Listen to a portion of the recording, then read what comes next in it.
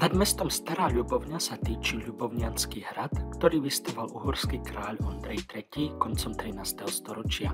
Po prechode hradnou bránou sa ocitnete na nádvorí, z ktorého sa postupne presúvate po expozíciách. Ako prvú som navštívil historickú expozíciu kráľov a starostov. V rámci nej som sa dozvedel veľa o dejinách hradu a jeho najdôležitejších kráľovských návštevách. Ďalej som sa presunul do barokového paláca, kde je mimo iné aj expozícia, ktorú vyhľadávam najviac.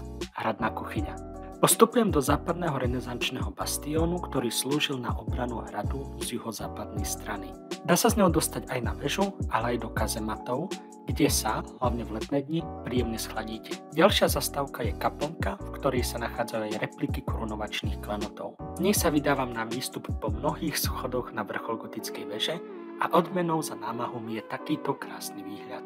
Do šortu sa nezmestilo všetko, ale dúfam, že som vás navnadil. Je to krásny hrad.